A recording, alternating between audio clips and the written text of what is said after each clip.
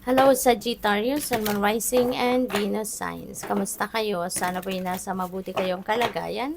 Welcome back po sa Star Tarot. At kung bago kayo rito, welcome din po kayo. Please subscribe, like, share my videos, and leave me a comment kung nakaresonate po kayo. Thank you.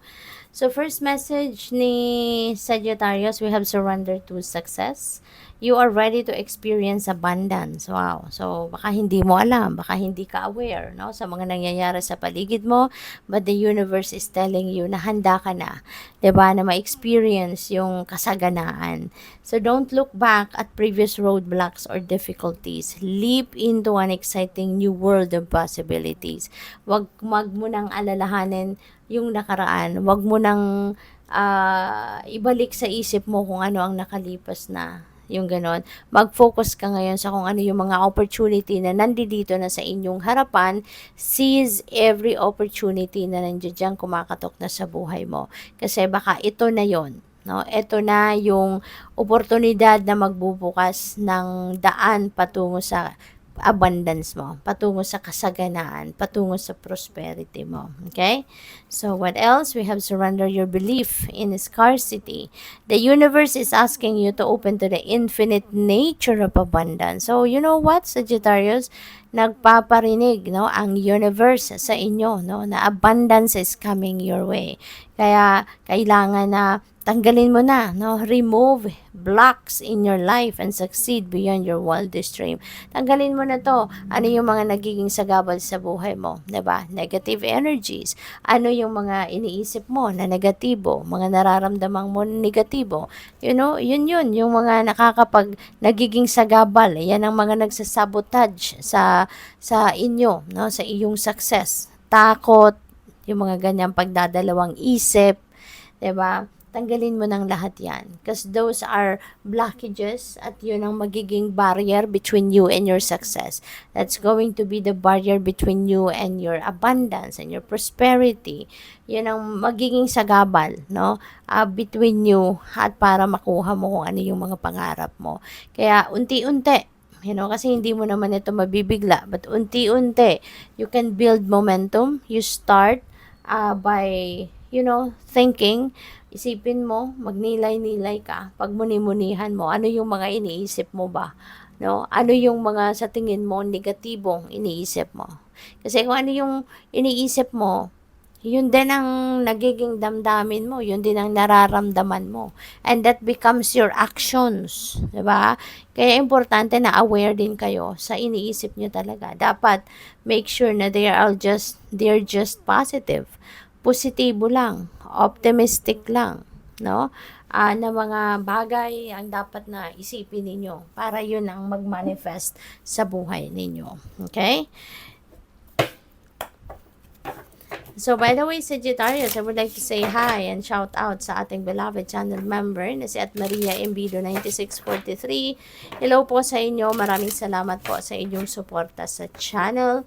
And maraming salamat din for subscribing. And kung hindi pa po kayo nakakapag-subscribe, subscribe na po kayo. And also maraming salamat din sa lahat po sa inyo na hindi nag-skip ng ads. Malaking tulong po yan sa akin. Thank you. And please click the join button po sa baba ng video kung gusto po ninyong mag-join sa membership sa channel. Thank you. So, yung next message ninyo is completion. Panahon na to ng accomplishment, no? There are things that you are going to finish na sa ngayon, mga pinagkakaabalahan ninyo. Pwedeng mga proyekto yan, trabaho, task, na nandiyan dyan sa balikat ninyo, binigay sa inyo, matatapos mo na yan. You're going to accomplish something dito. This is completion time. So, this is successful period din sa buhay ninyo. So, this is really beautiful. So, kapag meron kang matatapos, definitely, you are going to close doors sa ilang bagay na natapos mo nang gawin, na accomplish mo na. And you're heading towards a new beginning. You're heading towards a new life, 'di ba? Merong bagong opportunity, meron kayong mga bagong bagay-bagay, no, na pagkakaabalahan na magsisimula kayo sa mga ganon, right? Kaya good luck sa'yo. So we also have reconciliations, all right? So reconciliation, Merong mga pag-aaway, merong hindi mga pagkakaintindihan ng iba sa inyo rito na um, maaayos nyo na, mafi-fix nyo na. So, which is really, really good. Kasi, isa din ito, no, kung meron tayong kaaway, meron tayong, syempre, kung may hindi tayo pagkakaintindihan with someone, mabigat, 'di ba, sa loob. And isa din yan, ano, sa negative energy na nagiging barrier, no, para ma-achieve mo yung talagang happiness mo. Kaya maganda to na maglalakas ng loob na din kayo na magpatawad, or kung kayo yung kailangang humingi ng tawad, so ngayon siguro hihingi na kayo ng tawad. Or kung kayo naman ang kailangang magpatawad, maybe you're also going to have that courage now, no, na mag-forgive na. Kaya magkakaroon na ng reconciliation. So, good for you. Gestation period, pwede ng iba sa inyo dito baka nagbubuntis. Kung hindi man kayo ang nagbubuntis, baka yung person ninyo. Or kung hindi man, someone you love or someone close to your heart ang maaaring nagbubuntis. No?